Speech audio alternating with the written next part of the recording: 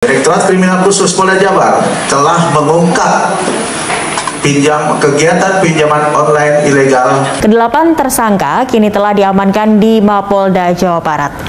Gak ada damai proses.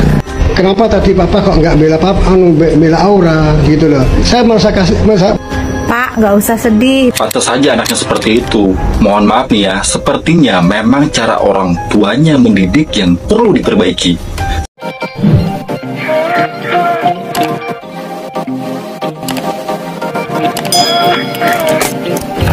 Sehingga si anak ini jadi tidak punya adab dan etika. Ketika berdebat dengan KDM saja, terlihat adab dan etikanya itu tidak ada. Assalamualaikum teman-teman. Ya, saya mendapatkan sebuah postingan ya di salah satu channel YouTube yang memberitakan bahwa Aura Cinta itu tidak mendapatkan pengampunan dari Kang Deddy Mulyadi. Lagi-lagi teman-teman ya, Kang Deddy Mulyadi ini membuktikan keseriusannya, ya, ketegasannya dalam memberantas pinjol-pinjol ilegal ataupun bank emok yang memang benar-benar menyengsarakan masyarakat, teman-teman. Di sini kita akan melihat ya bagaimana statement dari Kang Deddy Mulyadi mengatakan untuk menindak tegas setegas-tegasnya terhadap pinjol-pinjol ilegal ataupun bank emok yang sangat-sangat meresahkan masyarakat, ya. Tak terkecuali bagi orang-orang yang mereka ini dengan sengaja mempromosikan atau mengiklankan pinjol tersebut, teman-teman. Ya, dan coba kita akan melihat ya videonya dan juga detik-detik ya Polda Jabar ini ya meringkus ya atau menjemput paksa ya terduga pelaku, dan kita simak video berikut ini. Kolektor hingga direktur perusahaan. Penetapan tersangka dilakukan setelah unit 5 Ditreskrimsus Polda Jawa Barat menggerebek kantor perusahaan pinjol ilegal. Kedelapan tersangka kini telah diamankan di Mapolda Jawa Barat. Kabid Humas sudah diamankan teman-teman ya di Mapolda Jawa Barat. Direktorat Kriminal Khusus Polda Jabar telah mengungkap kegiatan pinjaman online ilegal. Kita patut apresiasi ya kinerja dari Polda Jabar, teman-teman ya. Kita berhasil menangkap 8 orang. Politisi Partai Demokrasi Indonesia Perjuangan, PDIP, Ono Surono pasang badan membela Aura Cinta. Gak ada damai proses. Kenapa tadi Papa kok nggak bela Aura gitu loh? Halo guys, info terbaru. Yang kemarin sempat berdebat dengan Kang Deddy Mulyana, Gubernur Jawa Barat, yang tidak mengindahkan anjuran Kang Deddy supaya tidak usah sibuk ikut pusing mikirin ikut perpisahan atau tidak dengan biaya 1 juta. Ternyata itu budak alias anak deh, namanya Aura Cinta guys. Dan kita masih belum diketahui jelas dia ini masih SMP atau SMA.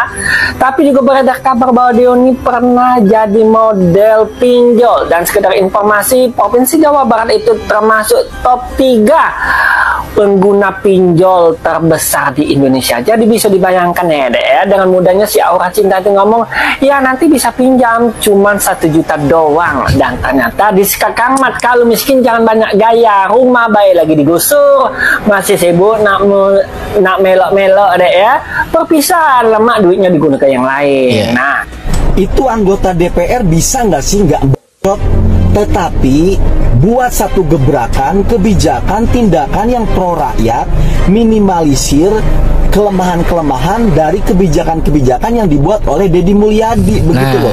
Jadinya itu persaingan kebaikan untuk kepentingan rakyat. Ini kan bagus. Itu juga tuh gubernur-gubernur daerah lain ngapain ngurusin kebijakannya Kang Deddy Mulyadi. Fokus lu di daerah lu sendiri-sendiri, bikin gebrakan, kemudian ada tuh ya gubernur di daerah lain ya, nggak usah saya sebutkan daerahnya teman-teman. Ya merasa nggak mau kalah ya soal program Kang Deddy Mulyadi barak militer ya, mengirim anak ke barak militer. Nah dia tuh bikin juga tuh program, tetapi apa teman-teman? Bukan ke barak militer, tetapi ke perpustakaan ya. Ada tuh gubernur itu yang nggak usah saya sebut namanya dan siapa, daerahnya apa, kalian pasti sudah tahu ya. Mending fokus ya ke daerah Anda masing-masing ya, nggak usah mengkritisi, nggak usah sok-sok mengkoreksi kebijakan pemimpin daerah lain, teman-teman. Kalau kita rasa daerah kita sendiri pun itu belum istilahnya maksimal ya dalam hal kita ini merubahnya menjadi lebih baik. Dan bikin tindakan yang jauh lebih hebat daripada Deddy Mulyadi. Kalau Deddy Mulyadi ada kekurangannya, lu minimalisir tuh kekurangannya. Akhirnya terjadi persaingan sehat yang baik. Yang diuntungkan siapa? Rakyat, begitu loh. Bukan malah nyinyir mulu. mulu begitu loh. Belajarlah dari Cina. Itu mobil-mobil Cina yang masuk Indonesia yang hebat-hebat. Kalian kira itu persaingannya dengan Toyota, dengan Mercy, dengan Jerman, dengan Jepang? Bukan, bos. Mereka itu bersaing dengan anak bangsanya sendiri, dengan produk anak bangsanya sendiri di Cina. Lalu mereka keluar ke negara kita ini, itu hasil persaingan. Maka produk yang keluar datang ke Indonesia itu adalah produk hasil persaingan dan produk yang paling hebat. Itu di Cina itu begitu cara mainnya. Sesama anak bangsa bersaing dalam kebaikan. Begitu loh. Di Indonesia selalu begitu. Contoh SMK.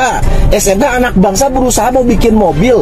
Banyak kekurangannya di sana. Bukannya fokus membenahi kekurangannya sambil bikin produk lainnya bersaing, malah dijatuhkan. Akhirnya produksinya berhenti. Itulah Indonesia. Kapan mau maju terus begini, bos? Ayo pada mikir. Kita merantau dari Jawa untuk mencari rezeki yang lebih baik. Kebetulan orang tua kami menyediakan tanah di situ. Dalam arti orang tua bapak menyediakan tanah di sana. Ya, jadi beliau beli tanah untuk kita tempatin. Tapi kan tanah negara, Pak. Kayak gimana cara belinya, Pak? Itu sudah bentuk rumah. Oh, oke. Yang dibeli rumahnya. Tapi nggak ada surat? Ada pada waktu itu, cuma surat semacam dari pengairan. Oke. Bukan surat hak milik rumah atau surat tanah, nggak ada ya, Pak ya? Bukan. Tapi Bapak tahu itu bahwa tanah itu tanah pemerintah? Tahu. Tahu tanah pemerintah? Ya, tahu. Ya, itulah tadi teman-teman ya. Dan ini lagi-lagi menjadi sebuah penjelasan bagi kita. Rupa-rupanya kalau kita mau bandingkan antara netizen kemudian pernyataan Mang Ono ya, yang membela secara ugal-ugalan aura cinta, itu nampak jelas perbedaannya teman-teman ya. Rupa-rupanya netizen ini justru, kalau saya pribadi ya, pendapat saya pribadi, justru jauh lebih cerdas ya. Setiap argumen-argumen yang disampaikan tadi netizen ya pada masyarakat Indonesia yang kita dengar tadi barusan, itu sangat-sangat masuk akal dan memang ya benar faktanya seperti itu. Ya, berbicara soal pinjol teman-teman ya, kita kembali ke berbicara soal pinjol ataupun Bang Emok. Lagi-lagi teman-teman ya, ini benar-benar sangat ya meresahkan masyarakat, sangat menyusahkan masyarakat. Kita flashback beberapa tahun yang lalu ya, 2024, 2020, 2019. Itu banyak kejadian di Bandung itu sendiri. Bagaimana ada seorang keluarga, seorang ibu yang harus terjatuh ke dalam lilitan pinjol ataupun Bang Emok. Kemudian ia tidak sanggup lagi untuk melunasinya karena bunganya yang begitu besar. Akhirnya apa? Si ibu itu ya sampai harus memutuskan untuk seperti ini. Coba. Dan itu hanya satu ya masalah. Sedangkan ada begitu banyak masalah yang tidak bisa saya sebutkan dan jelaskan satu persatu karena saking banyaknya. Artinya apa teman-teman ya, kemudaratan yang disebabkan oleh Bang Emok ini ataupun pinjol ini itu sangat-sangat nggak main-main teman-teman. Makanya kami pribadi ya kami pribadi menyarankan dan ya sangat-sangat berharap kepada pemerintah, khususnya di sini adalah pemerintah Jawa Barat, Kang Deddy Mulyadi, untuk ya benar-benar serius, tegas ya memberantas pinjol ataupun Bang Emok yang ilegal teman-teman. Ya, sebenarnya antara ilegal dan legal itu sebenarnya sama-sama nggak baik. Kalau bisa kita hindari ya semaksimal mungkin kalau bisa teman-teman. Karena namanya kita berhutang itu, waduh. Ya, ada saya punya teman ya yang ia awalnya berhutang 5 juta, baru beberapa bulan tidak sampai setahun tembus sampai 30 juta yang ia harus kembalikan karena bunganya nggak main-main teman-teman. Itu hanya satu ya masalah, itu hanya satu kasus, belum yang lainnya. Ya, belum ratusan ataupun mungkin ribuan kasus yang lainnya. Ya, jadi seperti biasa, bagaimana tanggapan kalian? Silahkan tinggalkan jejak kalian di kolom komentar kita. Dan wassalamualaikum warahmatullahi wabarakatuh. Terima kasih sudah menonton. Jangan lupa like, subscribe, dan tekan tombol lonceng. Bye bye.